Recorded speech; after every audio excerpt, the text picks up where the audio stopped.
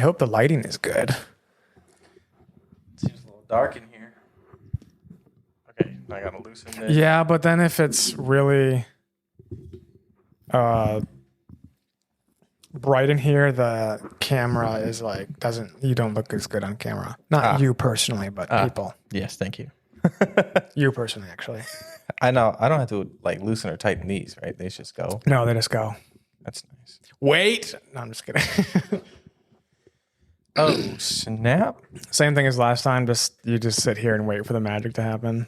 I don't know how to start these things. So You're supposed to just hit record and then we'll just have a conversation. Then you just hit start in between. Like Joe Rogan. There's no intro. You're just talking.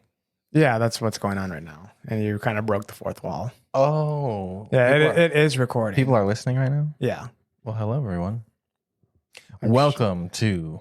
I don't say the name just in case I ever have to change it because there is another podcast with the same name. Oh, really? I think it's some girl that does it. Nondescript podcast. Yeah. And so if I ever have to change it, then I can just change. How did you come up with the name? It's catchy. Actually, do you know who Ruslan is? Ruslan? I feel like there's multiple people with that name. Ruslan? Ruslan? How did you say it? Ruslan. Is he a rapper? Yes, but he's also now like a Christian YouTube podcast. What was his name? Did his name used to be Russ?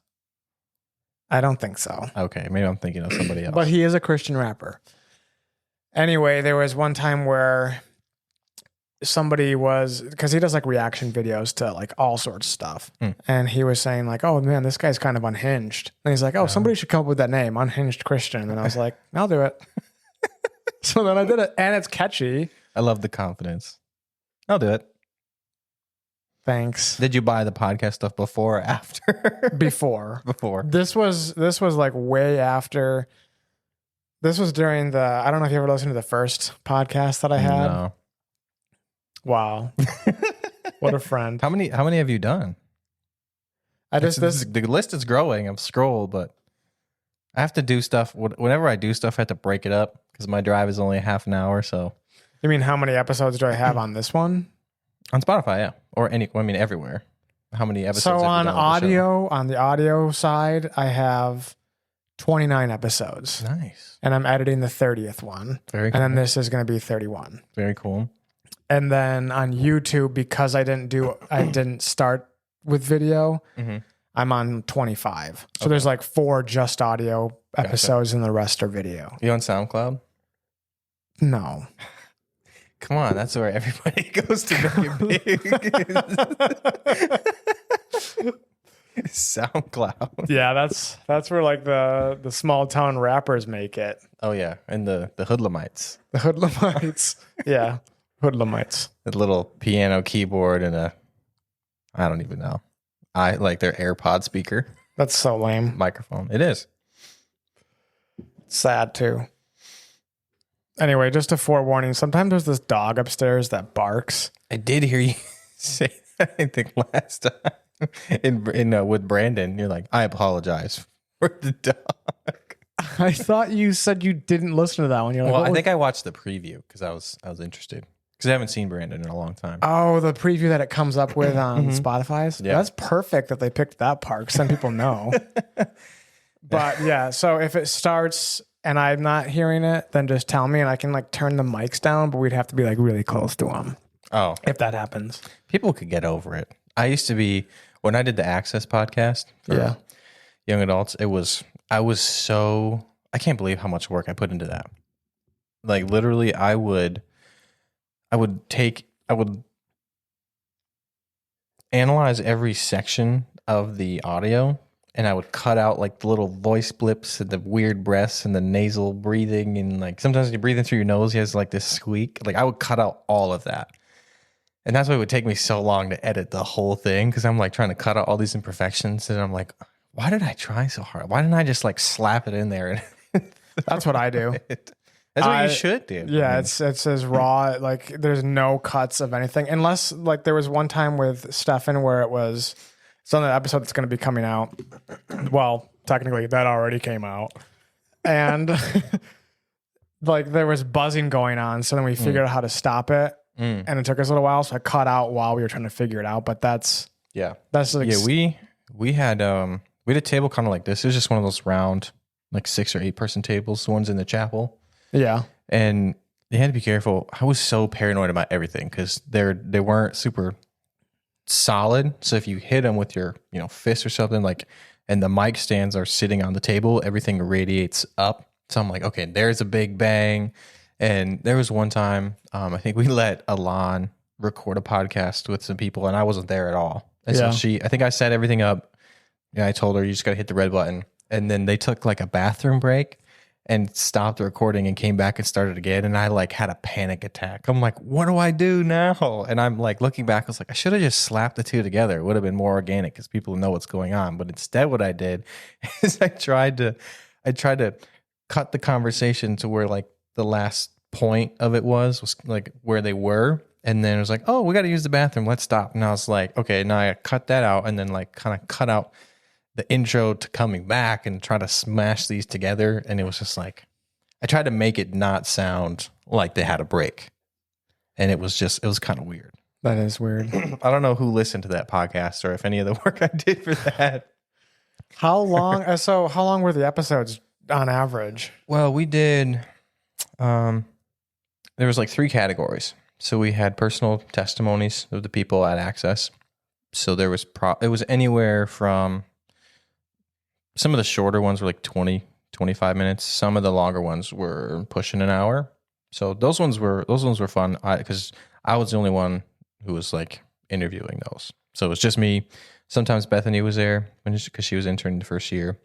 But most of the time it was just me. And then we had Bible in context. So Jake would prepare a lot of contextual evidence for the text. And then he would present it, with the verses. So those ones could be like an hour and a half.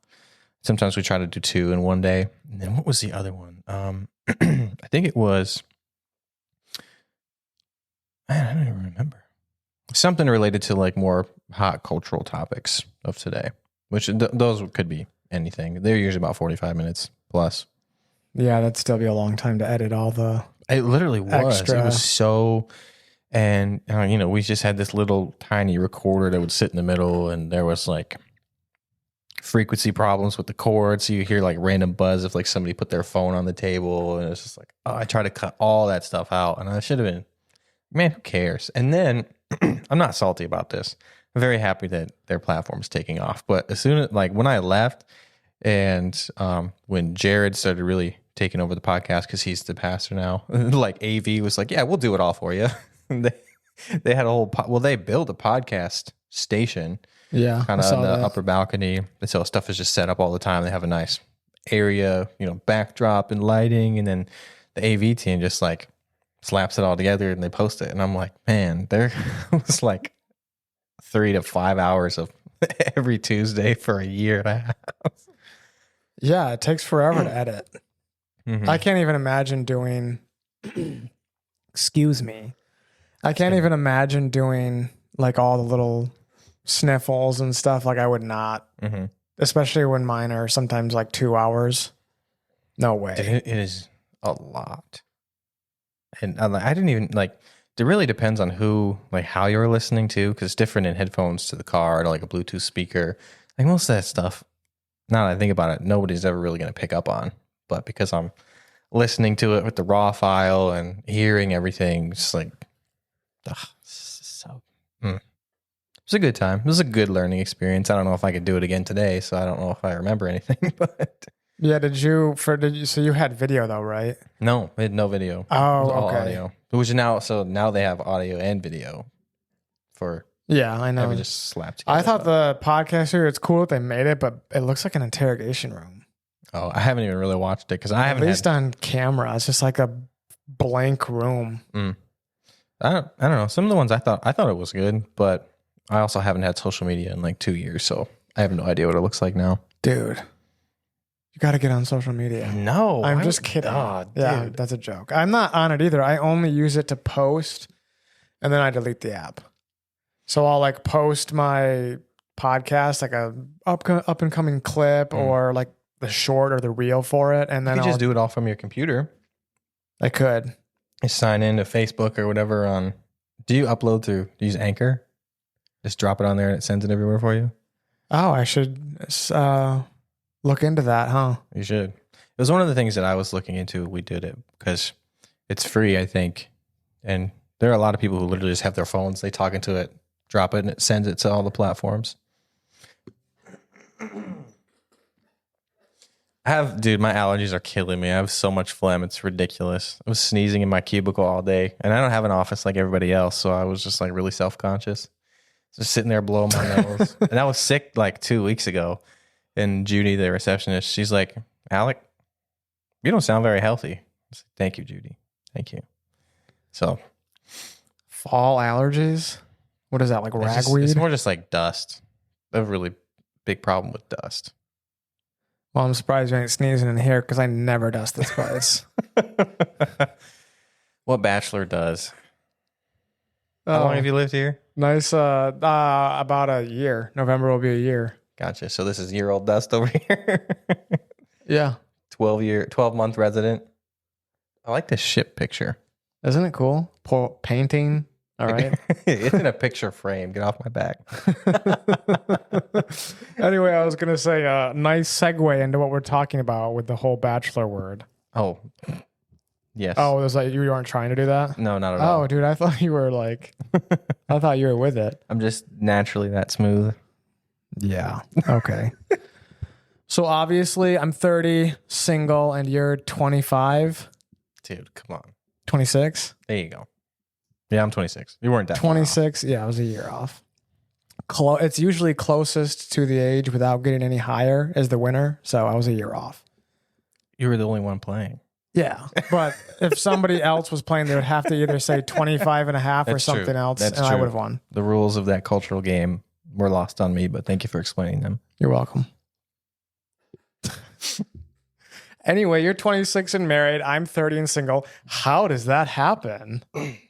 Dude, I don't know anybody single over 30. How did you do it?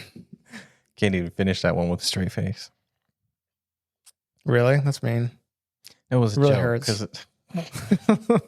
Yes, I know it was a joke. It's very common, and there's no pressure for anybody who's over 30 and single. Oh, I thought it wasn't very common in the Christian community. I thought a lot of people were getting married younger.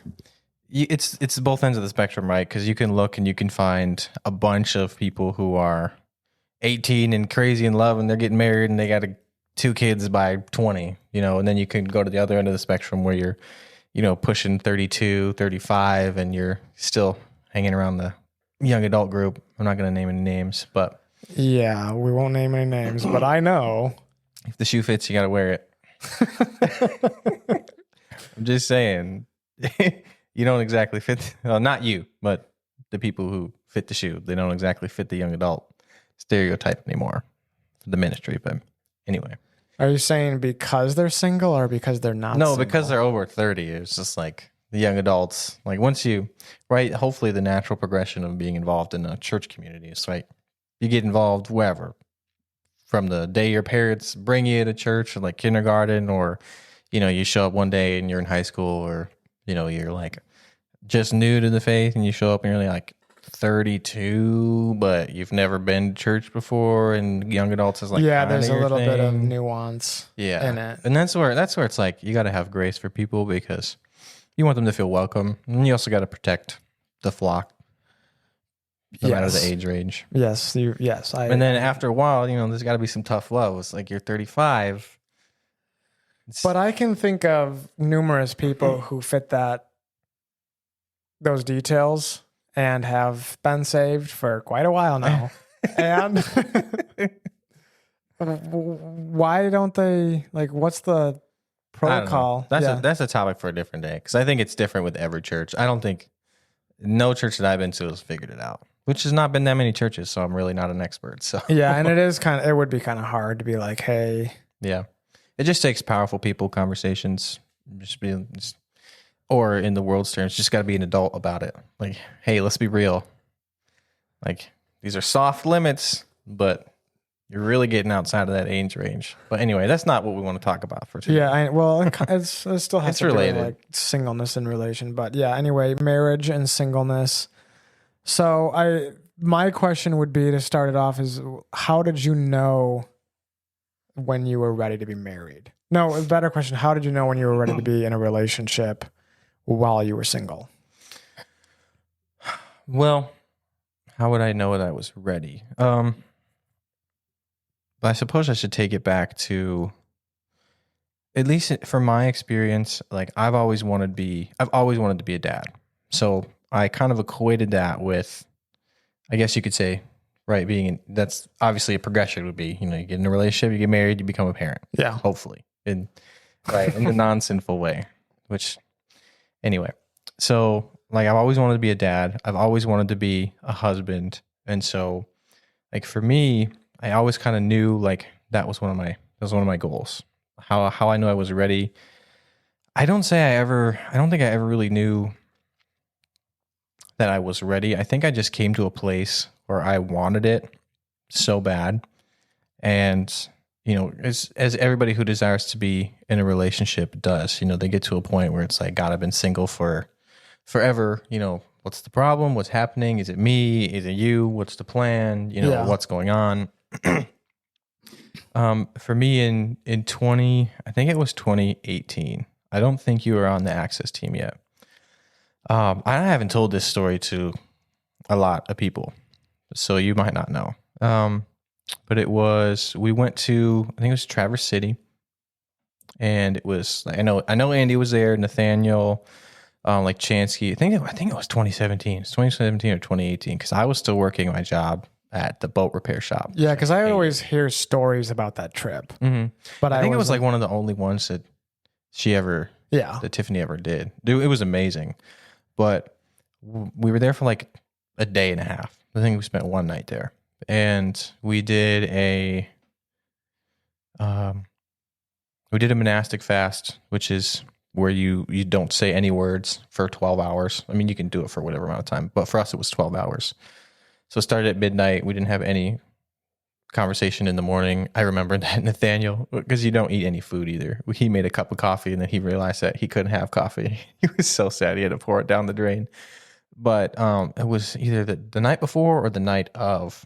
We were all together. We were like praying, worshiping, and Tiffany asked us if we wanted to like share anything that God revealed to us. And shortly before that, it was me and Lauren DeBoer, previously Lauren DeGraw. You remember her? Yep. We were sitting on opposite ends of this couch, and I was sitting there. I had my eyes closed, and I was on the right side of the couch, and I felt somebody like scooching next to me. Like I had my eyes closed, but I could feel somebody's leg against my leg, like you're crammed into like church pews. I felt somebody like put their arm under my arm and then put their head on my shoulder. There's no other way that I can describe it. It just felt like somebody came up and snuggled next to me, and I opened my eyes and there was nobody there. I literally thought Lauren came and snuggled on me, and I was like, Lord, what is going on? And he was like, how do I say this? I'm trying to remember exactly what he said. It was like, that's your wife. And I was like, what? And he was like, she's on her way, but she's also waiting for you. And I was like, what in the world? Like, and I'm just like, I got chills, shivers. Like, I'm kind of like going crazy. Tiffany's like, anybody want to share? I'm like, nope, this is not for y'all. Like, this is just for me. And so that was really exciting, but that was 2018. I didn't get married until 2022. So as we know. Yeah, as we know. I was there. So you really were. So, I mean, that was 4 years that I waited, that I had a word, that I knew somebody was like coming, but I also knew that I had work to do, that I had preparations to make. And so for me, it wasn't knowing that I was ready. It was more knowing that I was at that time, like I knew what I was supposed to be doing versus who I was looking for. Like I was going to Access, I was interning, you know, I was working out, and all those things have a factor to do, but it was a lot more personal growth.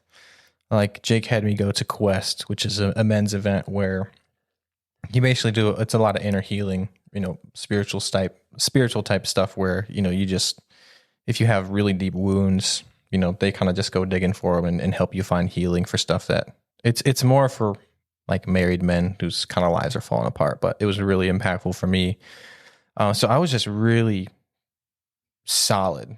I had become really solid in my faith, confident in who I was as a person, in my identity in Christ. And I was no longer fixated on finding a person. And I was more just fixated on pursuing after what God wanted me to go after in that season. And I feel like in this culture, we hear that a lot, but it's my personal experience. So, as far as what I did, it wasn't anything in trying to, like, it wasn't this category of things I was checking off a list that are like, okay, I have to be a better boyfriend. Like, I got my body's got to be in tip top shape. I got to look the best that I can. I got to, try to make the most money right now that I can. Cause I was interning. I wasn't making anything. I'm very blessed to be paid for that at all. It was more just like, okay, God, am I confident in my identity in Christ as a son of God, as an heir? And am I ready for what the Lord has next for me, whether it's a spouse or not, Mm-hmm. So that was kind of my journey. I mean, I had gone through a lot of healing, a lot of growth. My now wife, Beth, we interned together, and we were not interested in each other at all. Like, I was, I mean, physicality does come down to it, or it doesn't. It's not what it's all about, but it does have a part to play, right? So I was, I think, probably pushing 250 pounds. Like, I wasn't, I mean, in the world. I always thought you were really hot. I still think you're hot. Thanks. You're welcome. But I'm taken. So. Oh. So, but I mean, I did, like lose 50 pounds, and that helped. Just getting my life together. And I think that's when Beth started. That's when Beth started to notice, is when I started to kind of grow up a little bit. Yeah. Have like a big thing that women are attracted to is just men who are driven, men who have goals, not necessarily people who have accomplished things. Right, there is a level of a shallower person who is interested in somebody who has money already, but I think there's more to. Well, yeah, that's where like the guitar player comes in, right? Like the girl always gets the guitar player, quote unquote, just because even if they don't have money, it's just like somebody who's doing, like a man who's doing something. Yeah, basically like somebody who's passionate about something, who has a work ethic. You know, even though it may not be bringing in, hundreds of thousands of millions of dollars, having a drive is attractive. Having a mission is attractive. And so, like, that for me, I think that was it. Like, I had a mission, I knew what I was working towards, and that's kind of when the Lord kind of opened my eyes, because we were really good friends. I think the fact that we were not interested in each other, and we had so much alone time together, because we were probably together 2 to 3 days a week, like multiple hours a day. We just got to know each other really well. And she did not take a second year internship. I did. And then she came back actually on staff as the like the office admin, or the young adult admin. So we kind of started to see each other again a lot more, and I was really excited to have her back. And then there was one day at Access, I remember I was like, wow, she's really attractive. And then that just kind of started this journey of me like being interested in her, and she was actually interested in somebody else, but just like pursuing her, and again playing that long game. It's like, okay, God, like I really like this person, but I'm focused on you. And if it doesn't take away from also what I'm trying to do with God, because I think that's another big thing, right? Is when you have that drive and another person has a drive, and you're both working for something towards the Lord, and it's in a similar capacity, or it doesn't have to be similar capacities, but in ways that will complement you, right? Because differences complement, right? That's what makes us better, is when we have differences. And so, however God orchestrates us, he brings us together, and it was really cool. It was not easy. We started dating. I think we dated for like a week, and then she broke up with me because she was scared, which I confronted her on. And then we dated for like 6 months and then we got married, which it's been amazing. We're going on 2.5 years now. It'll be 3 years in February. So, and 2 kids. That's a lot. 2 kids. How long did it take between the week and like after you were broken up with? I think it was like a month or so, like 3 weeks to a month, 3 to 5 weeks. Because you were there, we were hanging out at y'all's house, and I didn't want to like not be around her still because I was trying to win her back, you know. So I was still inviting her to things, and even though I was like deeply hurt, I wasn't putting anything. I didn't have any like ill will against her because I'm like in my mind, like this is the girl that I'm really infatuated with, you know. I wouldn't say in love necessarily, but I was really into her, you know, and I didn't want to throw that away because we had such a great, that's the thing. It's like, if you go the route, or not even if I say if you go the route, if you are friends with somebody and you find there's an equal attraction from both parties, and then you get together and it doesn't work out, you kind of have to either you try to work at it and make it work out, or you have to totally just break it off. Like, I am in not my being opinion, friends. Yeah, like you can't. Like if like there's no in between. It's like you get back together and it works out, or so you then what's break it your off. excuse? Was yours like you're hoping to get her back? Well, I was trying to get her back, yeah. And then what if it wouldn't have worked out? I would have had to let her go and move on. Like there's no point in you know groveling and just. I mean, you mourn, right? Because there's real attraction, there's real connection, and you lost something. Yeah. But then you have to move on. You know, you can't just. Yeah, but a month is a long time trying to get somebody back.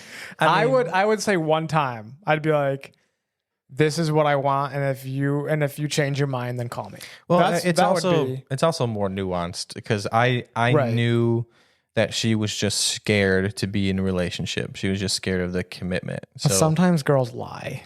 yeah, sometimes they do, but I was right about this one because she admitted it. She was like, "Yeah, you're right." Yeah, clearly, because you are married now. We are. Yes, you are. Yes. You were right. But it's not always the case. I mean, like what I'm trying to say is like if you break up and there's a mutual consent to get back together to try and work on it, great, go for it. But if both parties are not interested in doing that, you know, maybe one side is, at some point you got to cut your losses because you just can't live that way. I mean, you get it.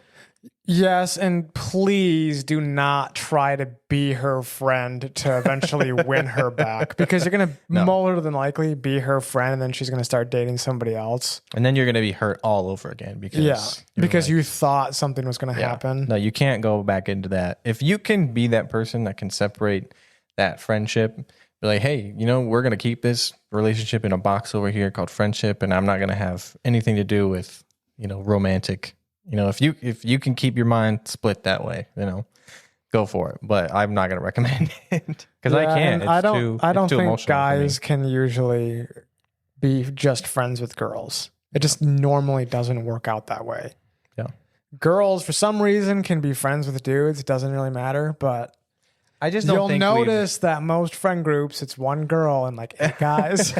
That's been our experience. I mean, like you see it on TV, right? Where there's a big group of friends, like literally the show Friends, or, you know, whatever, How I Met Your Mother, New Girl. I guess New Girl's a bad example because that's a bunch of guys and one girl. But I just don't think it's modeled well, right? Because I do think there's an aspect of like we need brothers and sisters in Christ, and, you know, segregating us by gender, I don't think is beneficial, you know? Well, there's... Obviously, I don't mean like you can never speak to a girl. Like if I go over to Eli's, I'm going to speak to his wife, and I'm like friendly towards her. Mm-hmm. But I'm talking more like when you're one-on-one with a girl, like sometimes she can think of that as just friends. Mm-hmm. Whereas I do think girls have a greater capacity to do that, hang out one-on-one with a guy and not catch feelings than guys have that capacity. Yeah, like for the most part, and obviously there's always exceptions and different stories, but if a guy is going to hang out with a girl alone, he's excited. Right. He's like, this is going to be... He definitely is. Yeah. There's no exception to that. Unless you're gay. Yeah, unless you are gay. That's true. But you can be gay, you can do you, just love Jesus and know that he's your Lord and Savior. Well, you can't be gay and love. I mean, you can be if you're not pursuing that. I would rather, yeah, exactly. I would Okay, rather you that's what be you're gay getting and at. love Jesus than be gay and not love Jesus. So, but like, do when I say love Jesus, I say to the point of following him as Lord and Savior and sacrificing your will and not living out your fleshly desires. Let me add that caveat because that can get really tricky and sticky. Yeah, and I'm not about to because condone most people would hear homosexuality. what you say and then be like, "Oh, Yeah, don't take Caleb's this clip got and blow it another up. progressive on the podcast." Might as well call me Flo because progressive. Yeah, exactly. No, I'm saying like I think there are people who struggle with all kinds of different sins, whether it's sexually or drug addiction, alcohol, lying, stealing. Like it's all sin, right? But if you're going to practice that and call Lord and Jesus your Lord and Savior, then something's got to change because either you're not really a Christian or you're just trying to hop the fence, and it's not going to work out for you in the end. Yeah, don't be lukewarm. But anyway, back on topic. Yes. The finger. Oh man, Where were we? You were talking about the month of. That's kind of where we veered I mean, off it took. I think it was 3 weeks. Because I just knew. I was like, I'm not letting this girl go that easy. Like I wrote her a letter, and I was like, hey, I just think you're afraid, you're scared. Like you don't have to run from anything. Like I'm here for you. And she was pissed. She was pissed because I was right. She didn't want to admit that though. And then she came back. I think she told me she's praying and kind of working it out with God. She's like, yeah, you're right. I'm scared. And she kind of worked through that. And then she ended up asking me out for another date because we actually went on one date.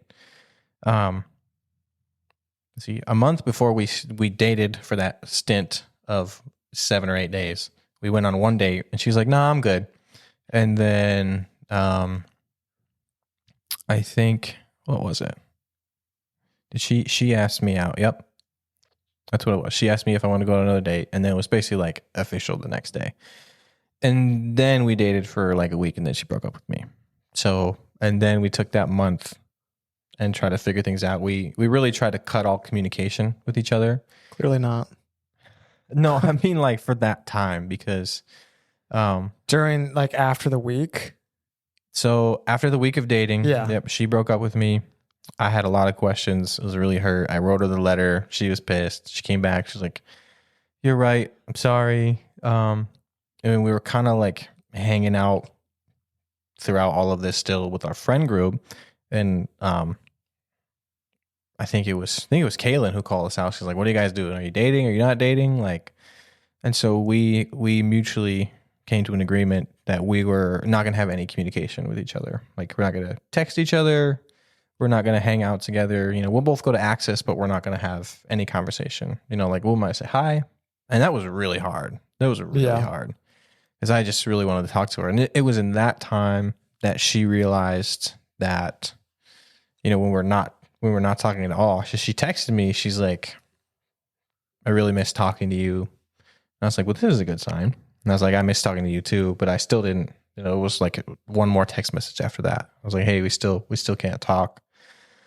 I think I said something like that. And then it was, I think it's like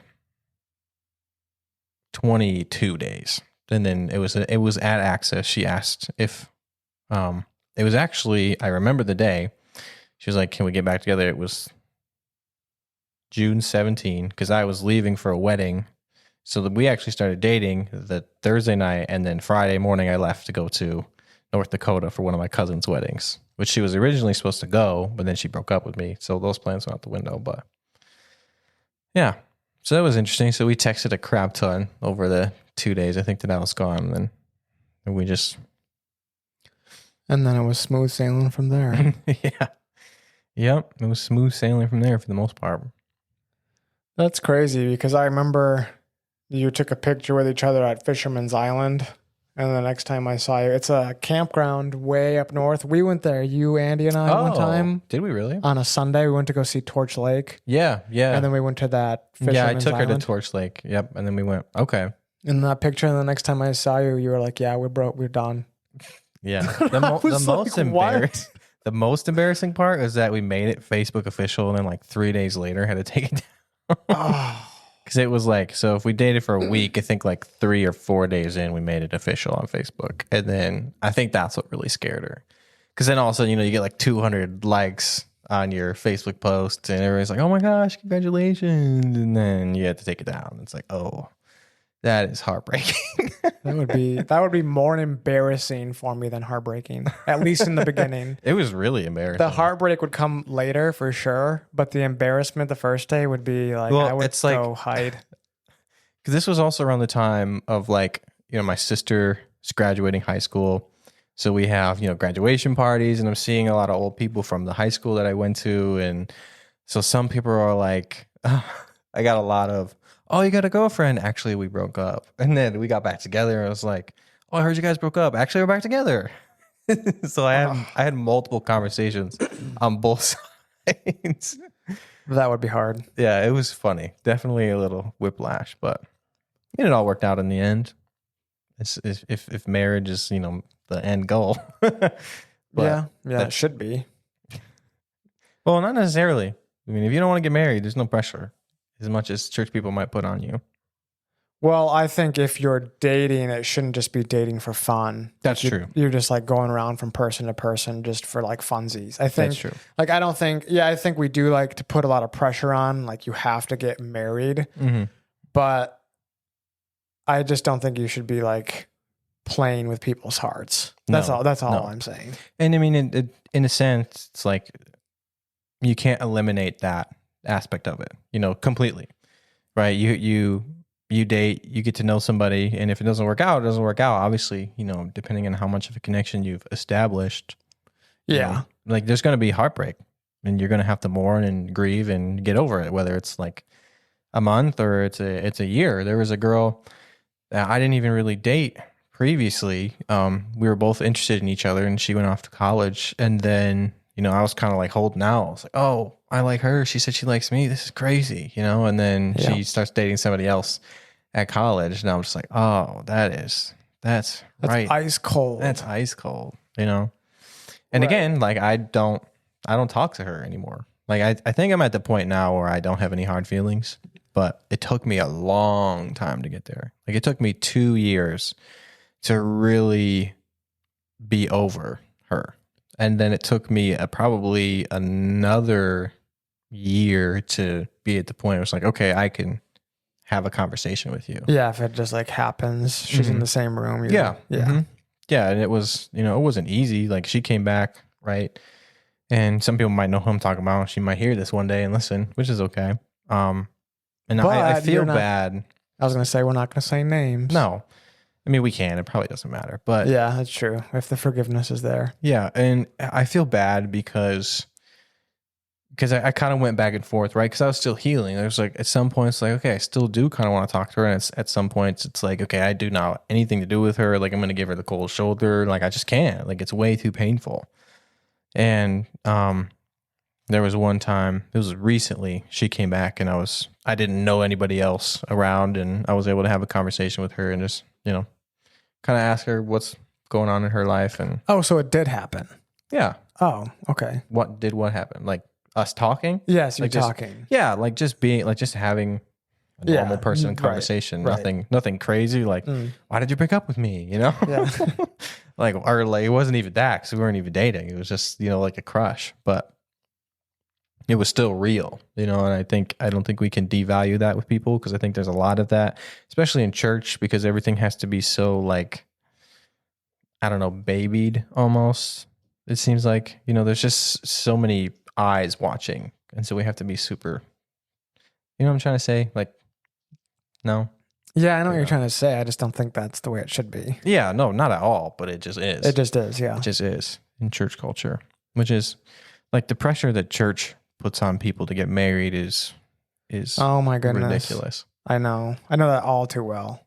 Especially here. I mean, I don't know if it's different in other places, but it might be a little different because we are in a major Bible belt in the West Michigan. But I mean, the church all over, I think, is pretty safe to generalize that people have elevated marriage above singleness, I think, to an unhealthy point.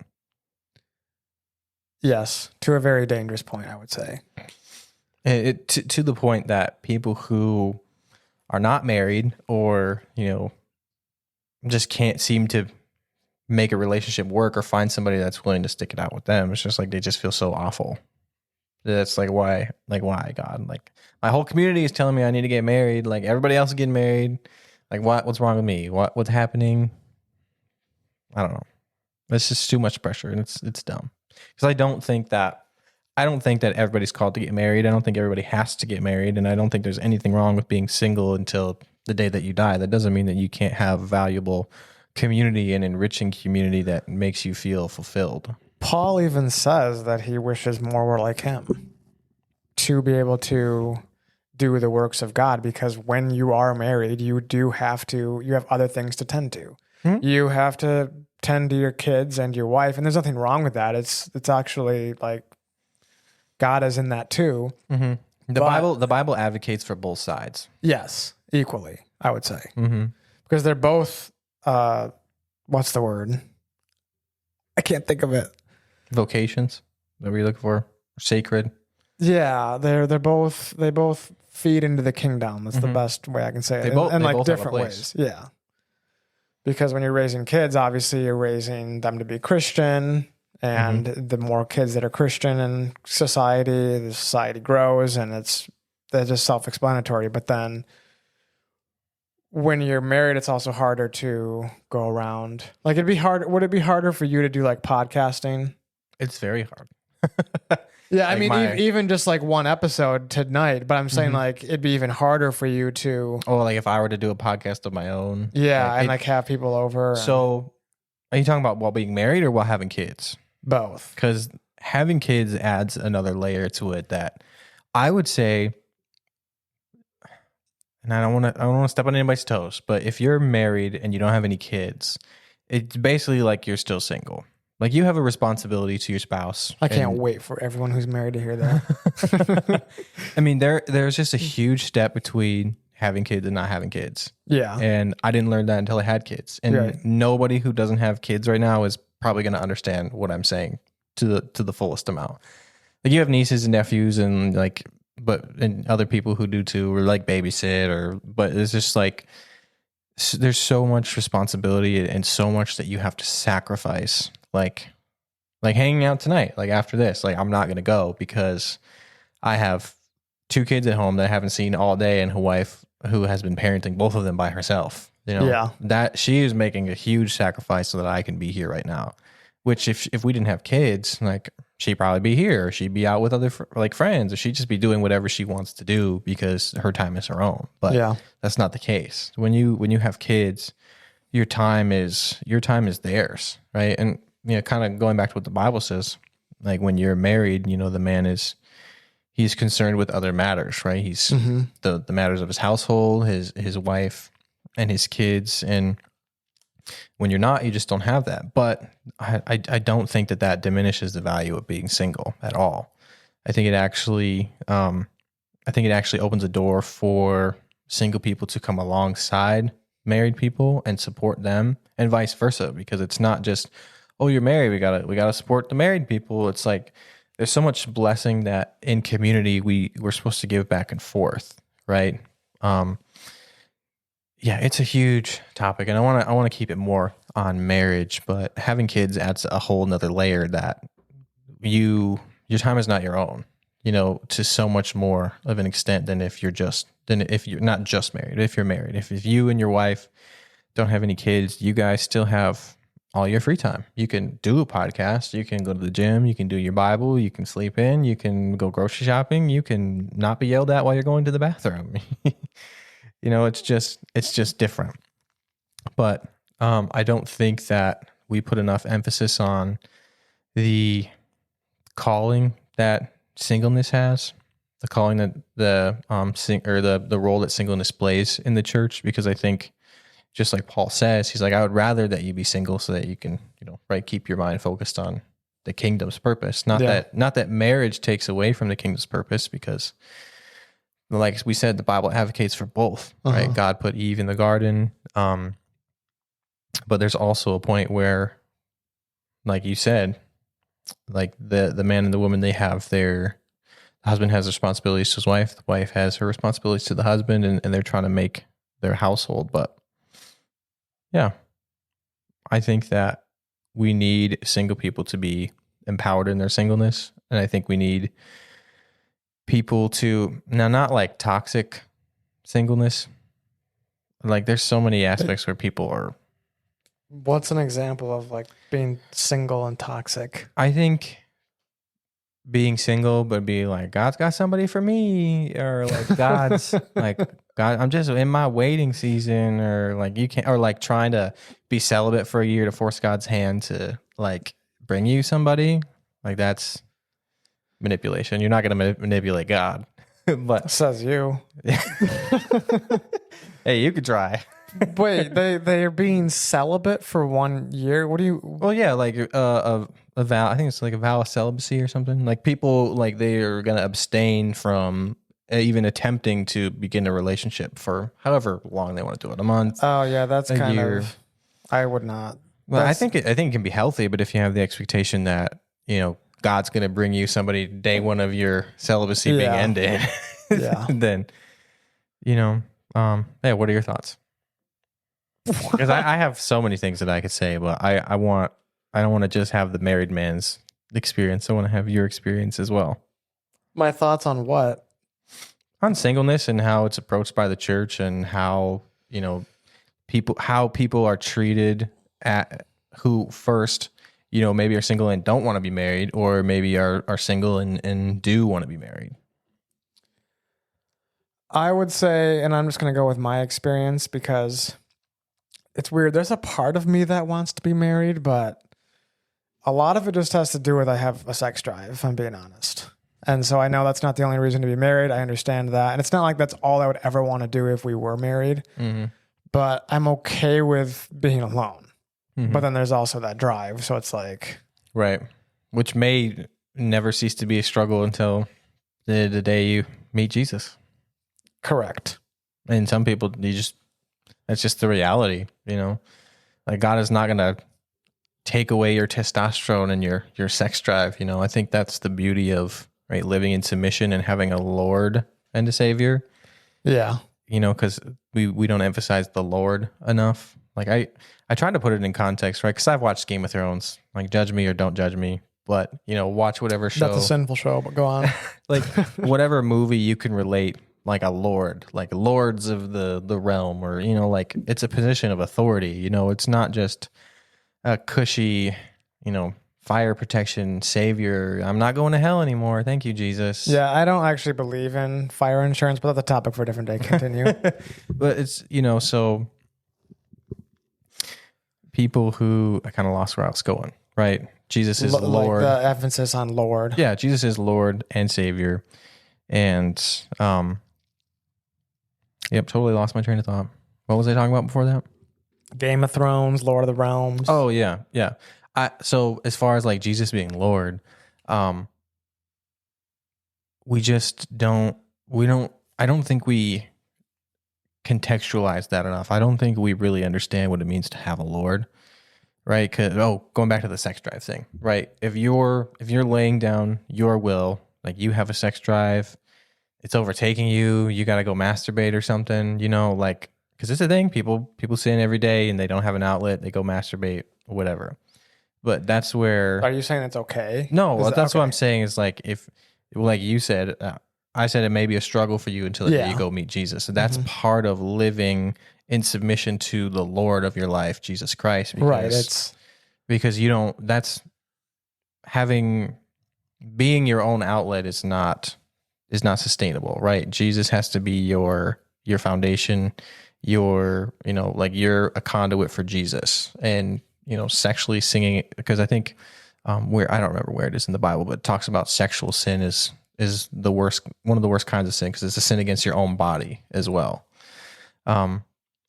So I think that's one part we really need to focus on is if you are single, right? And obviously the sex drive is real. Maybe yours is low, maybe yours is high, but you have to, even in marriage, like you have to to some extent put that into submission, right? Because the Bible does say, right, don't withhold yourselves from each other, but it also doesn't mean that I'm going to go, because you can rape your wife if you're married. Like, just because you're married doesn't mean rape isn't a thing, you know? Yeah. So She still has, she would still have to consent. Right. It's self-control. It's, living in submission, because that's what a lot of marriage and right? Marriage is a picture of our relationship with Christ. Like, it talks about Jesus being the bridegroom, the church is his bride, and it's sacrifice. It's the husband's laying down his life for his wife, right? And it's submission both ways. It's sacrifice both ways. And so whether you're single or married, you're still submitted to Jesus. So that's really the point that I'm trying to drive home, is that you have a Lord, and whether, you have a high sex drive or a low sex drive, you have to keep that in submission to God and figure out how you're going to use that sexual energy in, I don't even want to say for the kingdom, but how you can, I don't want to say release for the sake of a bad pun, but like how you can, like how you can let go of that. Yes. Because you have to, you can't let that control you. Like, Jesus has to be in control of your life. So if that's a big issue, in singleness, right? That's one thing that I think, if you're going to move towards being in a relationship and being married, you have to have that submitted to God, because you do not want to take a, porn addiction mixed with masturbation into a marriage, because that's going to cause way more problems than you ever knew you were going to deal with. Yeah, you still want to have self-control, right? For sure. Yeah, and that's also, from another perspective, it's like self-control is attractive to women. Mm-hmm. Not saying that's like the only reason why you should practice it, but it's not like it's a fruit of the Spirit. You need to be in connection with Holy Spirit. Have some self-control. Yes. But I'm just saying, it's like that's just one of the added bonuses of having it. I think all the fruits of the Spirit are attractive. That's true. Yeah, but we were just specifically talking about self-control, so that's the one I was But if we're going to talk about preparing for a relationship, like, that's a great place to start, right? We always talk about, it is, what can I do to be the best spouse that I could be in the future, because I'm single right now. It's like, read your Bible, get a good dose of the Holy Spirit, and, like, let the fruit of your life be evident, and let your actions speak for themselves. Like, let love, joy, peace, patience, kindness, goodness, faithfulness, gentleness, and self-control be evident. Yeah, I have it up. I have it up there. Like, if those things are on display in your life, and maybe you can't find a spouse, maybe you are called to be single for the rest of your life. I'm not saying that that's like the golden rule, but if all those things are on display, and the Holy Spirit is working in you, and, he's speaking to you, because, right, if the gifts of the Spirit are evident, right? Like, we're going to judge a book by its cover, or like we're going to judge a tree by its fruit, then we're going to know who you are based on the things that we see in your life. And as far as, bringing a spouse into that equation, or, some, like, a relationship, like, those are the things people are going to see. Now, some people are shallow. Some people just want the washboard abs and the 6-figure salary and, the nice car.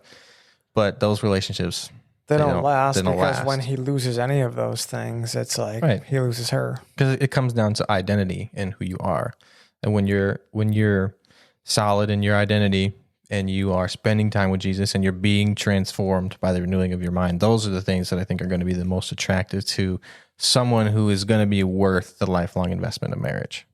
Mm-hmm. Not some weekend experience. Yes, correct. But I was going to add too, like, the way that I deal with my singleness, and like the reason why I still have like that drive and those temptations, and those are always going to be there, but like the loneliness doesn't hit me as much, because when you are in a good prayer life and reading your Bible and spending time with Jesus, I'd say that's number one. Mm-hmm. But I think with spending time with Jesus and becoming more like him, it's like when you are ambitious and achieving your goals, or even just going after your goals, like working out or living in your purpose, it's like that can add fulfillment to your life where it's like that void of a wife or spouse. If you're a woman and you're looking for a husband, it's like that. Absolutely. That void it's not, those things don't fill it, but No. they do in a way. I don't know how to really explain it because obviously you want Jesus to fill the void, but. Right. Like Jesus is your source, but Jesus is also in other people. And so that's why I think the beauty of community comes into play when you're single or even when you're married. Because when you're married, you still need community, don't think? Yeah, that's one thing I wanted to add is make sure you're in community. Yeah. Like a local church.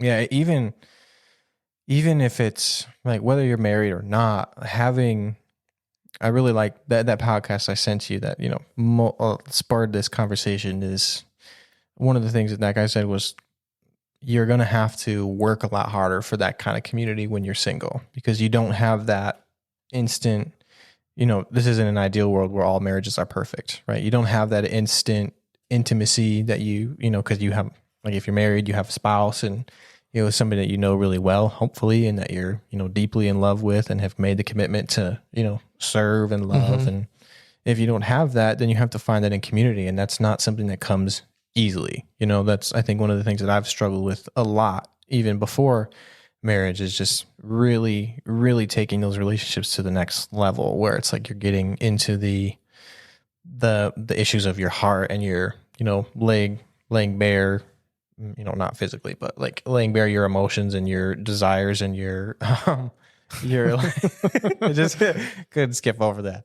Like when you're just being authentic and real and you're allowing people to see you for who you are and the struggles that you have, like that has to be a focal point, in just being a Christian is community, whether you're single or not, you have to have that.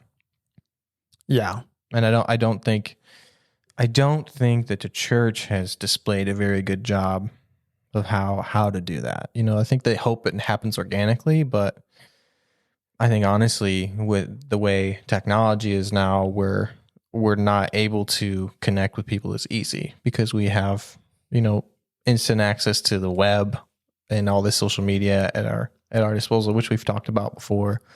But people are just not as open or just don't know how to enter into those sort of relationships, even myself, as I think previous generations have been able to do, Yeah, with everything being online, you mean? Yeah, just with all, I don't think we've ever had any more distractions in this day and age, right? I mean, the cell phone, like the iPhone, was invented roughly around, I don't know, maybe before you were born or the time we were born. Well, when did it come out? Like 03, 01? Definitely in the 2000s. We were both born before then. Yeah. Like just shortly, so I mean, it hasn't been around that long, but it's become so ingrained in our society that we don't know how to live without it. And we have cheapened our interactions with humans because everything is just like everything's automated and swiping, looking at stuff. I mean, I'm not saying that's the only reason, but it's definitely not helping. It 100% is not helping. And one thing that I've been doing is I just don't even bring my phone into work anymore. And then I don't listen to podcasts or music. Yeah. Because I realized I was going to ask you if you were like listening to anything because I had that thought. I don't know. I started listening to Sean Ryan's on like if I'm home or at the gym. Yeah. His podcast is great. I think he's hilarious. Like he's not really like funny, but he has a sense of humor. Yeah. So when someone says something funny, he'll laugh at it, and I can't get over his laugh. But that's It's so you'll weld for like 8 hours a day, not listen to anything. Yeah. I just put earplugs in. That's crazy. What do you think about all day? I thought about this, doing your mind must just wander if you're able to like. It does, but I think they're supposed to, because I don't think we're supposed to get 8 hours of constant entertainment. Yeah, just noise, information all day long. Because I realized when I was listening to stuff recently, I'd be getting home and I'm just exhausted. Yeah. To the point where I have to go in my room and just lay down. Like, I don't even want to get up. Sometimes it'd be for like 3 hours I'd lay there. Yeah. Your brain is just wore out. Yeah. And then yesterday was actually the first day that I just did earplugs. No. And then I came home and I like read for an hour and like did all this stuff. And it's like this huge difference. Yeah. I feel like your mind is just not as cluttered. Yeah. And it's actually resting and working the way it's supposed to. Yeah. Interesting. Yeah. And you bring up something very interesting because it's like, how much more like grounded can we be as people if we are right? If we can, especially as men, right? Because I think we're designed to, how do I say this? I think genetically and just biblically, we're designed to be the workers, right? The workhorse of the family. Like we do the hard work. We go out and, we're not making bricks anymore, but we go out, we make a living. Not that women can't be breadwinners or be the main provider, but no, they can't. We have, but we have, I think, a history and like the genetics to maybe put our mind to one thing and not be filled with a bunch of noise in a whole different way. Because I feel like women can absorb all that stuff. Like my wife can multitask and stay on focus with a bunch of different things. And I listen to music at work and I'm just like, wait, what? I don't know where I am or what I'm doing. So, that's got to be. Yeah, or you don't even remember what the song was, or that was my problem too, is I'd listen to this. I wouldn't even remember half the stuff I was listening to. It's like, what's the point? Mm-hmm. And if it's just exhausting your brain and you're not learning anything, then what is really the point? Because, I don't think we as men can really do multiple things. So when I'm like welding, but there's stuff in my ears, I gotta let this one rip. that one's really in there. Thank you for that. I thought you were gonna fart. No, it's the allergies, man. I got all this phlegm going on. Ugh. But let's continue. I like this. You're welding at work. Do you feel like when you're I feel like I'm more into my job too. Yeah. Do you feel like you do a better job quality wise when you're not? Yeah, I do. The carts and everything that I make are getting done faster. It's like, oh, wow. And I'm more into what I'm doing. It's like I'm almost passionate about it again. Whereas before I was like losing that passion because my brain couldn't be fully into it. Right. You couldn't be present. Yeah, you're not present. Because like I was just listening to stuff to like distract myself, basically. Right. Just make it through your 8 hours and get out of there. And then there's something to like struggling where it's like I actually have to go through this. I have to go through this day of work. And there's something about it with no distraction that actually ends up making me happier, if that makes sense. Because I've done this before where I went like a month or so without listening to stuff on my phone. Yeah. And there really is something to people going through adversity. It's what makes people grow. And then like going through that discomfort on the other end, you actually find that happiness and joy. I'll say happiness because joy comes from the Lord, but you'll find that happiness. Yeah, that's interesting. Like there's that study where they placed a tree in this perfect environment and it ended up dying and withering away. But when they placed it in a place with like wind and stuff, it actually grew and became stronger. Really? Yeah. It's like, that's how I think people are kind of meant to be. So you think, so if I'm smelling what you're stepping in, that if we're working and we're trying to distract and numb while we're doing the job that we've been given, we actually won't be as satisfied with the job that we've done, and we won't do as good of a job either. That's what I think. It makes sense. I mean, I've been noticing that at work. I mean, that's not what I think in my situation. That's what I know. Yeah. So you've experienced it. It's interesting because I've kind of been going through the same thing. Because I told you, like, I've just been auditing these logs at work and going through verifying all these changes. And I've been listening to like, at first I started putting on like some like surfaces, like some kind of chill, vibey, this rap. And then, I started going back into like my post-hardcore stuff I used to listen to, which I was like, man, this is rocking. But I was like, wow, I really can't. I suck at what I'm doing. Like I'm making mistakes. And then I started putting on some like techno. I didn't even know techno. It was just like kind of workout, like hype music with no sound or not no sound, with no words. Just like really EDM sort of like hyped up. You know what I'm trying to say? Just it like gets you pumped up. And that kind of helped me focus too, because there was no words. It was just kind of like getting me. But even still, like I find that right? And it makes sense, right? If you're not distracted by something else, or, you know, to the farther extent, if you're not trying to numb because you hate what you're doing so much, so you just want to escape while you're doing it, you're just not going to have the output that you want, or even, you know, that your employers want to see. Or if you're trying to do something for yourself, you're just not going to have that quality that your work deserves. Yeah, even if you do hate what you do, though, I think you should go through it. Oh, definitely. And just keep doing it. Because, first of all, every job at some point is going to become monotonous, even your dream job. Mm-hmm.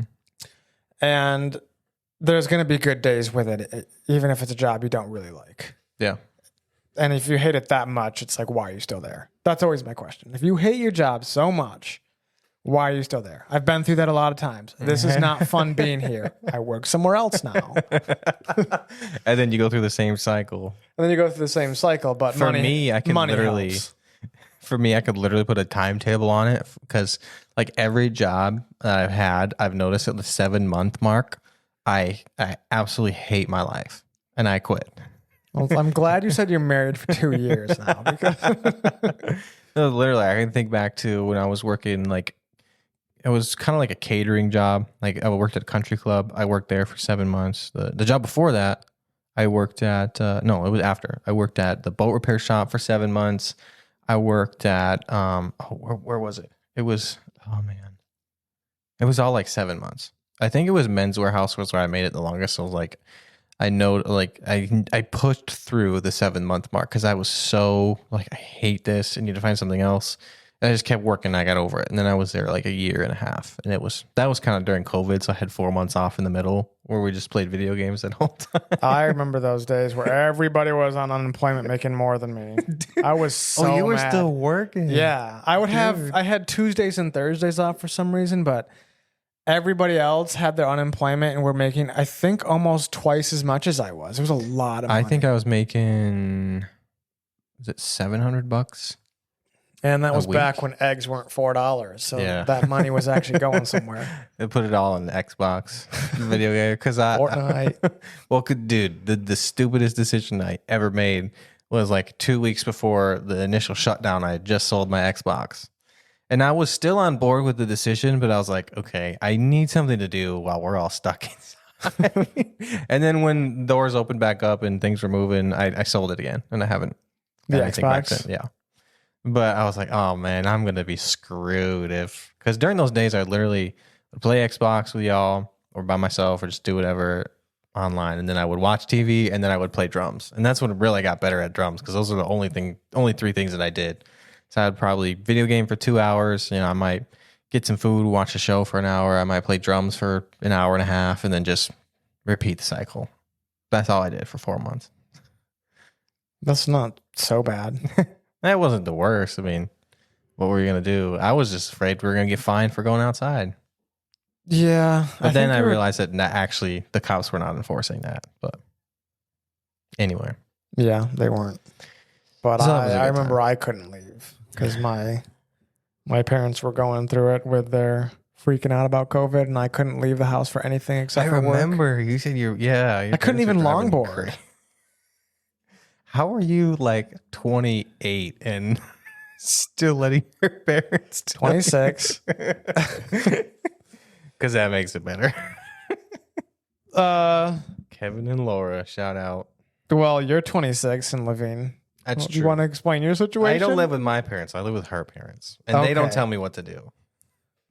Fair enough. But the reason why I was living with my parents is because I was so afraid to move out and be on my own. Mm.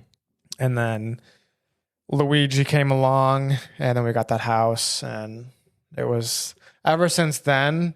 And the COVID thing, when I couldn't leave the house, ever since then, I was like, I will work 4 jobs before I ever go back and live there, because I can't do that again. Yeah. Like that was too much for me. Where it's like, yeah, you're 26 and you have to listen to your parents. It's the worst feeling in the world.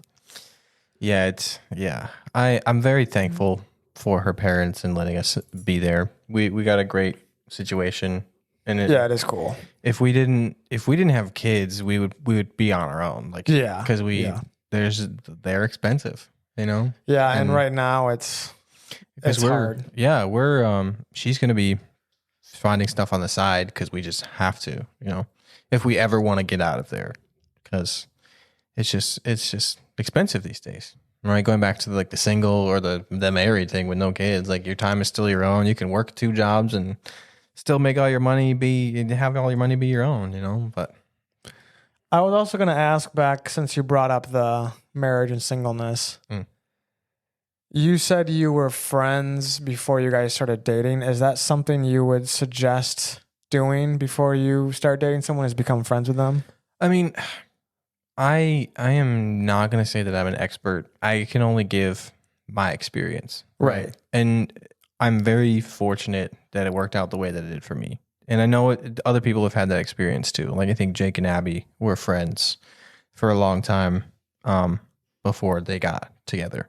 And I can recommend it, but there are probably other things I can recommend too. I just don't have any experience in those realms. But if you do find that there is a girl or guy, in your friend group or in your life that you've known, and then you find yourself attracted to them, I think it can work out very well. Just because for us, we knew a lot about each other. We had fun together. We could joke. There wasn't any.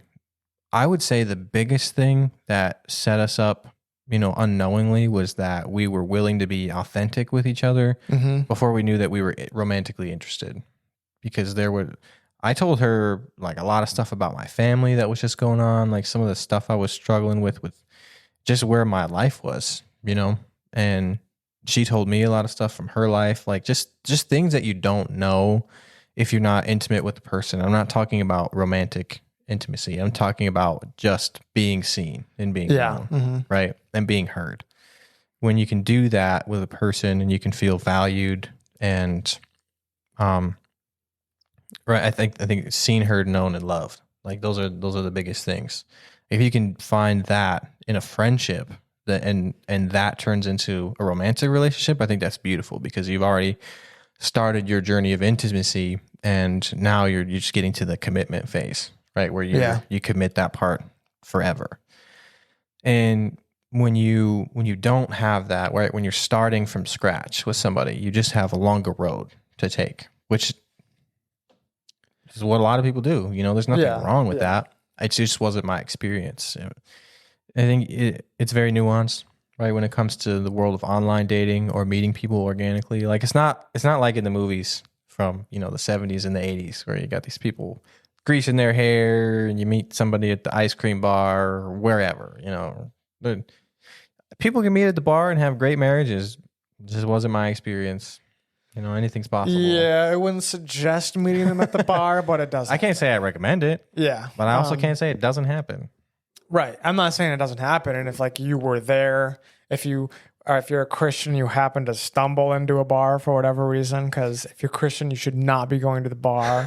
I'm just kidding. If you think, make sure you're on audio so you can see that, or you're on video. But if you think about it, right, going back to how do I prepare for a relationship, that intimacy is something that you can work on before you ever meet somebody to be intimate with. Like you can work on yourself and be a healthy enough person to be willing to. I'm just saying you got to be authentic and blurt out all your deepest, darkest fears and your struggles with everybody. Right. It's got to be with trusted people. Yeah. If those trusted people become romantically interested, amazing. But you have to be grounded, rooted, and solid in your identity. And I cannot stress that enough. Excuse me. And you can edit that out. You have to be. I'm not going to. You just have to know who you are. You have to be confident. Wow. I muted my mic. I thought it would be. You have to be confident enough to. Okay, you might as well just mute them both. No, keep farting. You have to be willing to open up to somebody before that person is going to come into your life that you're going to open up to.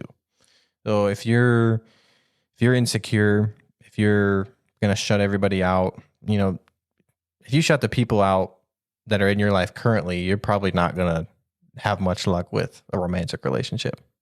You know, that was the beauty of the friendship that we had. It's just we were at a point of relational intimacy that it takes people who are dating a while to get to. You know, if you ask somebody if you go on a blind date, if you ask somebody out online, for sure. Yeah, it takes a while. It takes a lot longer. But that's just the nature of relationships, right? Yeah. You just have to work at it. You have to discover the people that are safe. You know, you have to establish that these are safe people. This is a safe person. And if you're not a safe person, if you're not a healthy person, odds are you're not going to attract people who. That is very, very true. If you're the guy that complains about how all women are bad or whatever, it's like you're going to attract those types of women into your life. Yeah. And you just have to be the person that you would want them to be, you know? Yeah, you can't have like high standards and then be a slob. It's like the guy who like wants a really like athletic girl but sits on his a 300-pound couch potato and wants an Olympian for yeah, exactly. Spouse. Yeah, it's not gonna happen. It's the same idea. That's more like surface level, but then it comes down to like, okay, you see a drive in this person, this Olympian, this Olympic level athlete, and then you see no drive in this person who's a 300-pound couch potato. Like these people's life goals and missions are not on the same trajectory. So how would their worlds ever connect except for the fact that we see them on social media, or now we have access to all these different realms. So we think we have all these options when really your options are pretty limited. As the 300 300-pound couch potato. Yeah. You know, like if we didn't have social media, like the options would be the 20 people in his, close circle. Yeah. And don't listen to sometimes on social media, you will see that couple. Like he is a 300-pound couch potato and she's an Olympian. But that is such maybe he's got exception. a heart of gold, but pretty big heart of gold. Yeah, again, it's not like it doesn't happen, but right, but don't your odds are low. Yeah, your odds are low. Like he probably is making $1 million. You're not the exception, buddy. It's already taken by somebody else. The exception is already taken. Exactly. Or ma'am, you're not the exception. Because let's not just pretend that it's the guys who always want the girl. That the guy is always 300 pounds. Sometimes it's the other way around. Oh, a lot of times it's the other way around. Well, I think we usually just both these days. I think we just equate it because we're men, so we're talking about it from like a man's perspective. Right. But it definitely goes both ways. Right. Yeah. So I mean, it's not like a one and done. Like a check this thing off the list. I'm good. I'm ready for a relationship. It's the culmination of you as a whole person, right? Whether you're physically healthy does play a big part of it. Spiritually healthy, emotionally healthy, mentally. And those all take a lot of work to get to. Financially healthy is a big thing too. Like you should have these conversations and it doesn't always happen. Like we didn't really have financial conversations before, but I would hate to, like if you have a bunch of credit card debt and you don't tell your spouse, it's like there's a random side nuance to this. It's like if you're dating somebody, it's going really well and you find out they have $50,000 in debt. It's like, okay, you can choose to bind yourself to them, get married, and then you will also be responsible for that $50,000 worth of debt. Or is somebody shallow if they decide not to marry them? I mean, that's a big thing to consider. I mean, like if okay, I'll go both ways because I hear what you're saying. Like I would not want you to throw away a relationship that you think, right? If both of these people are really healthy and they're good for each other and seems like the Lord's blessed that relationship, and all of a sudden you find out they have a bunch of debt. Like maybe they're just bad with money, right? It is a thing to consider. It does. I'm not saying you have to go either way. I'm just saying you're going to have to, if you choose to get married, you're going to have to bear the weight of that responsibility. Yeah. But I also don't judge you if you break it off. Yeah, I wouldn't want to walk into a relationship where somebody else has $50,000 in debt. Me neither. That's something you bring up. I don't know. That'd be a hard one to bring up. Well, yeah, if it just bring it up. The better thing is just to never get into that much debt to begin with. But nobody's perfect, and there are people who will listen who have debt, and it just is what it is, right? Yeah. But you can't hide it, just like you can't hide anything else in a relationship, because a relationship is not about hiding things. Funny that you mentioned that. There was this guy on the radio that called in because I still listen to the radio, of course, sometimes when I'm driving. What's a radio? But he said that he's been seeing this girl for 3 years and she still doesn't know that he has a daughter. Ooh. A daughter. A daughter. He got a daughter. You guys got to keep it down. My daughter's trying to sleep. You say, well, I mean. Yeah, you can't just show up to the wedding and be like, oh, by the way, I have a 9-year-old. Yeah, those are things that you have to talk about. Or just like see pictures at your house, like, who's that? Oh, yeah, that's my daughter. It's my kid. Also, now your kid. By the way, it's yours now. Oh, man. Yeah, see, but it's like, we emphasize big issues like that too, but even if you're hiding little stuff, like you can't, like if you're hiding things, it's not a good indication of where you're at. No, because it's first of all, it's lying. Second of all, there's, especially depending on what it is, there's a level of insecurity that you are holding on to if you're too afraid to show real you. Exactly. Yeah, you're hiding it because you're insecure, which is another issue.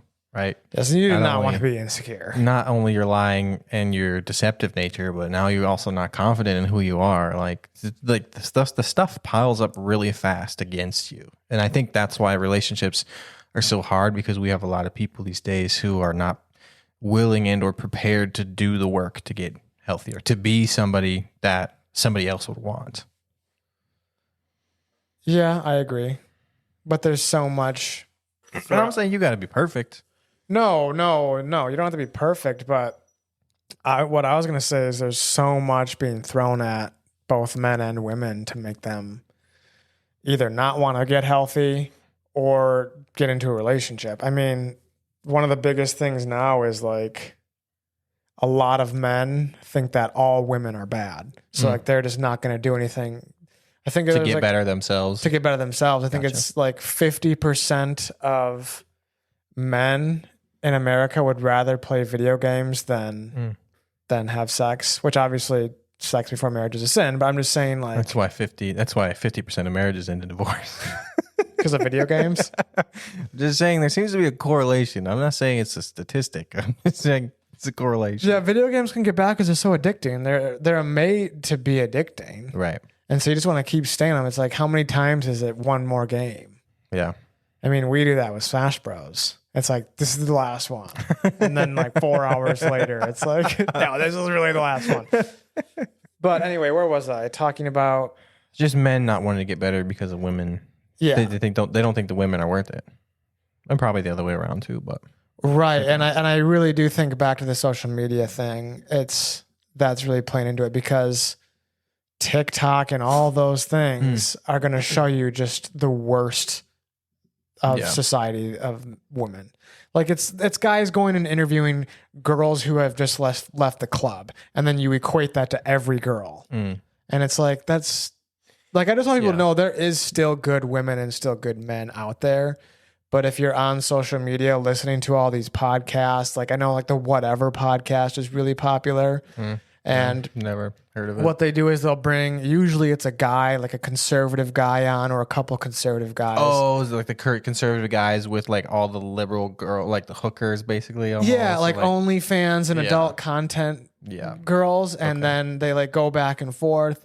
And then our brains see that and want to equate that to like the average woman. And it's just like, that's not how every woman is. They're not all looking at 6 figures. They're not all having 100+ body counts, which is just crazy to think about. But you don't even remember it all. Can you imagine like not remembering all the people you've had sex with? Yeah, that'd be crazy. Like that's a different level of numbing. Different level of psycho. A different level of there's an issue that they're not addressing that needs some healing. Yeah, but not in today's world, I can tell you that. No, but I mean, I am a huge advocate of being off social media. Now, social media, just like money or just like anything, it's a tool, right? If you use a tool, you use it for what it's designed for, and it can be very effective. But if you let that tool become something more than really what it should be used for. And I'm not saying you just have to use it for advertisement or you just have to use it for like the 6 friends and family that you have. You can use it however you want to, but whenever you start to let that thing control you or you start to become addicted to it, just like with anything, then you have a problem. And I used to be this idealist where I could say, oh, yeah, I can control myself with social media, or I can control myself with video games, or I can control myself with whatever, you know, like you can fill in whatever blank you want to. Like I can control this. Like I have a grip on this. But in reality, I had an interesting conversation with this a long time ago, just about video games in general. It's like, should you get rid of the temptation, or should you work on controlling yourself with the temptation? I'm a very big advocate of just trashing social media, getting rid of it. You know, except for like it's the same for with like an alcoholic shouldn't be hanging out at the bar. Right. It's you wouldn't want them to do that. People don't equate it at that same level because they don't realize how addicted they are to social media and how much it's bringing down their standards. Right, it's lowering the bar for how they see the world, and it's also just you're constantly, whether you realize it or not, you're just viewing so many different things that you just don't have a grip on reality, I don't think, right? Because in reality, you're not, like, your sphere of influence is not that big. You're not going to have relationship with a bunch of people from all over the country or the world. Like, it's just not going to happen. And we play this comparison game, right? There's just so much comparison. And comparison is just evil. We will compare ourselves to death, you know, and we'll never value ourselves, and we'll never also be able to be self-aware enough to realize where we are and how we can get better, or the fact that we even need to get better because we're so fixated on just comparing to what we're not or what we don't have. Yeah. And so that's where, right, all of it. If you're single and you're wanting to get married, right, all of it has a role to play in getting prepared for a relationship. Like, because I'll say it over and over again, there's no one box you have to check. You just have to be overall a well-rounded person. And you may be sitting there and you may be a well-rounded person. You may be like, what the heck is going on? And that's a different conversation. But I think the majority of people just don't realize how many issues they have and are not willing to get better, or to, you know, even just cut out one single thing from their life. Yeah, I know that all too well with some people. But I would say too, if you're a well-rounded person and you're like, well, why isn't it working for me? It's like, one thing that I think the church doesn't put emphasis on is, like, if you want a wife or a husband, you have got to go get that. It's not just going to pop up in your life and be like, oh, this person was sent by God. Right. Like, obviously God can control things and make it so, like, you end up in the same room. I mean, he'll partner with you with it, partner with you throughout the process. But it's not like, guess what? You're going to pop the question to this stranger today and you guys are going to get married. Nope. Yeah, but that's not going to happen. Yeah, and even if you're just sitting there alone and, like, there's smoke happens and this girl just pops up, it's like you still have to go talk to her. That you do. Yeah, like you have. And she's not a robot either. She's not pre-programmed. Yeah, she's not pre-programmed. Say yes. Because I think a lot of times, especially now, I'm seeing it on. There's like a lot of Christian masculinity YouTube channels, because those are like the big thing. Oh, even though they kind of end up talking about the same thing every time. It's like. And some of the titles are even like, avoid all women. And it's like, don't be crazy. But they'll say in those videos, like, you know, just keep focusing on your purpose. It's like borderline, like, red pill stuff. With the stuff that they're getting into, but it's still like, it has like that touch of Christianity. And like, just keep following your purpose, and like, don't worry about dating, and God will send you your wife. And it's like, you might have to go out and look for her too. Like, it's not just going to magically happen because you're walking with God and because you're praying 7 times a week. And right. I want to say that even though there's probably 8 billion people on the world right now, that it's probably going to be different for every single person. Like, it's so nuanced. It's so nuanced, and there's not a formula for right? Trick her into saying yes. Like there's a lot of self-work that has to be done. And trick her into saying yes. Is that what you said? yeah, like you're not gonna just pop up one day and she's gonna like fall for some sort of trick. It's like, I guess I gotta get married to this fool. Like it's like she didn't like sell herself to you. She didn't like she doesn't owe like a mobster money. Right. You know, it's just like you just have to, there's a lot of work you got to do, you know? And I think for every single person, it's going to look a little bit different. And I would do also want to say for the people who maybe find themselves not desiring a relationship and who maybe have said that, you know, or who have gotten like the question's like, why don't you want to get married? Like, and then you start to get like question, like, what's wrong with me? Like there's nothing that says that you have to get married. You just don't. Yeah, you don't have to. Nowhere. Unfollow the based reformed pages on Facebook because they will say if you're not married and having children, you're not following God's plan for your life. And it's like, where do you even get that? So I agree with you. I think if you're not married, then that's okay. Mm-hmm. I will add, though, if you're the guy who is single and all you're doing is just like wasting away, like no purpose, there's got to be more to your life than that. I just you can't. I don't want to say you can't because I know I can get in trouble for that. But if you're claiming to be a Christian, you really do love Jesus, and 100% of your life is like video games and eating trash food. Yeah, I can't agree with you that you. I'm not going to condone that lifestyle either, even though you don't want to be married. Like, right? You do have to have some goals and some aspirations, and the relationship that you have with Jesus should spur you on to those things. Yeah, like if you're in right relation with Jesus, it's like you will naturally want to start going to church and becoming part of a community and just growing in that way and doing stuff there. So I do agree that you don't have to be married, but that has to come with some godly purpose. Yeah, absolutely.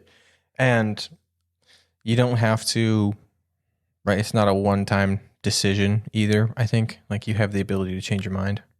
Like if you say, nope. If you said you're going to be single for the rest of your life today, you don't think you might want to take that back like 10 years? If you for sure. Yeah, I definitely think you can change your mind. And there's no pressure. So I just want to take the pressure off of people. Like there was no pressure to get married, and there's no pressure to make a one-off lifetime commitment of celibacy. You know, if you say you're going to be single today and you're happy with that decision, great. And if tomorrow you say you want to get married, that's great. But I also don't want you flip-flopping. I'm just saying, like, you can't be swayed by the wind. You got to have some conviction. But yeah, there's also... because everybody wants to be single for life, and then she walks in, and all of a sudden it's like, whoa, I changed my mind. Like, don't go saying... I think the better mindset is to have... If you're okay with being single, I think the better mindset to have is, I'm single today, and if I'm single for the rest of my life, today I'm okay with that. You know, and I think that's a decision that you make every day. Yeah. You know? And if something changes, you have the ability to change your mind because you're your own person, and there's nothing wrong with that.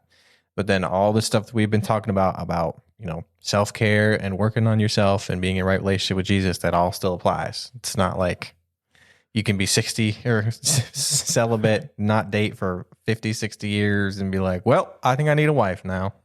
It's not the plan. It's not how it works. You never know. You never know.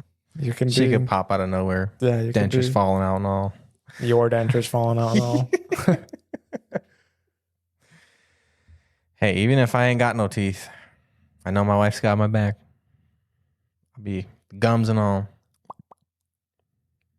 Okay. I'm assuming after that you don't have anything else. Hey, I could keep going. Do you have anything else? I don't even know what time it is. It's 6:10. Is it really? Yeah. Holy crap. How long have we been talking? This has been an hour 34. I think that's a good place to stop. It's a good little 90-minute for all y'all. Good 90-minute. Next time we'll aim for 3 hours. I think we can do it if we put our minds to it. But anyway, everybody, thanks for listening. Have a blessed week. Love you. Bye.